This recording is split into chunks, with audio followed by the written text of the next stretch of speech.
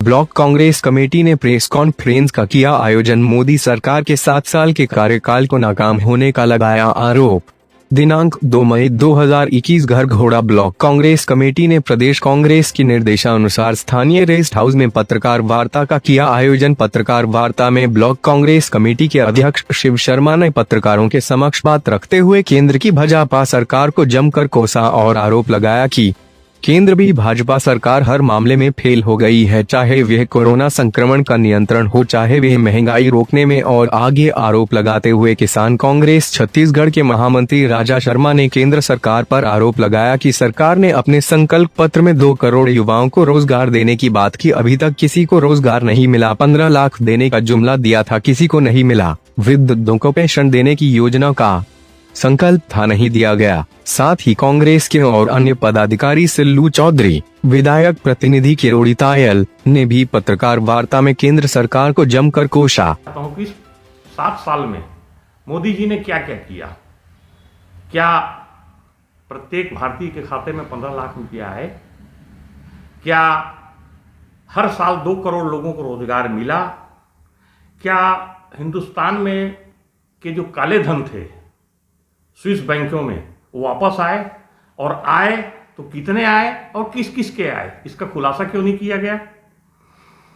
Cell, भेल, BSNL ये सब एरोड्रम बेच दिए गए।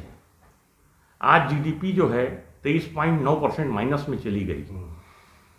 भारत का एक राज्य जितना बड़ा एक देश बांग्लादेश आज जो है भारत से बेहतर जीडीपी पे है, और केन्या जैसे देश भारत को अनाज दान करने चाह रहा है। तो 3000 करोड़ रुपए की सरदार वल्लभ भाई की मूर्ति बनवाने की आवश्यक थी। एक ही बात कही जाती है, पुराणों में भी कहा गया है कि जो राजा अपने प्रजा का संरक्षण और पोषण नहीं कर सकता, उसको राजा रहने का कोई अधिकार नहीं है, उसको राजा से इस्तीफा दे देना चाहिए।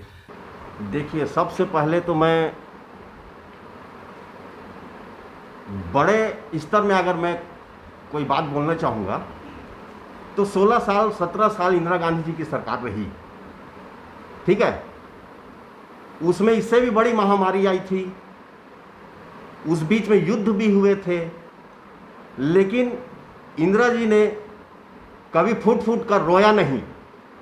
आज नरेंद्र मोदी जब मीडिया में आते हैं, एक तो मीडिया का जो लोकतंत्र का जो चौथा स्तंभ होता है उस पर पूरी तरह से उनकी स्वतंत्रता का हनन करते हैं। उसके बाद जब वो आते हैं अपने हिसाब से तो उसमें फूट फूट कर रोते हैं। क्या एक देश के प्रधानमंत्री को इतना कमज़ोर साबित होना चाहिए? जब प्रधानमंत्री ही कमज़ोर है तो उसकी नीतियाँ कितनी कमज़ोर रहेगी, इसका आप अंदाज़ा लगा सकते हैं, ठीक। किन नीतियों का विरोध कर रहे हैं आप लोग? उनके संकल्प में किन किन नीतियों का जो दिया हुआ है जिसकी कि कांग्रेस आज विरोध कर रही है, कॉन्फ्रेंस आयोजित की है? देखिए, जो किसानों को, जो बुजुर्ग किसान हैं देश के, उनको पेंशन देने की बात कही गई थी, जो 60 साल ऊपर हो चुके हैं, ठीक है। खाद्यों में लगातार बढ़ोतरी, रासायनिक, किसानों के जो फसल इत्यादि के जो यंत्र होते हैं उनमें बढ़ोतरी, पेट्रोल और डीजल में बढ़ोतरी, उसके अलावा जो सबसे बड़ा छलावा किया गया, सबके अकाउंट में 15-15 लाख रुपए देने की बात कही थी। युवाओं को हर साल 2 करोड़ युवाओं को नौकरी देने की बात कही थी। अगर इस संकल्प पत्र को अगर सही तरीके से अगर आप पढ़ेंगे तो उसमें एक ही नीति नहीं, कई नीतियां मोदी सरकार की विफलताओं को सामने लाकर रख देगी। आज तक मोदी ने कोई नीति ही नहीं बनाई है जिसका अपन समर्थन कर सकें। पूरी नीति उसकी खराब रही है।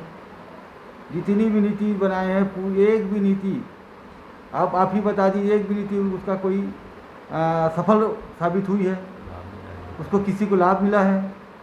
कोई भी नीति का लाभ, सिर्फ कांग्रेस की नीतियों का उन्होंने अनुसरण किया है।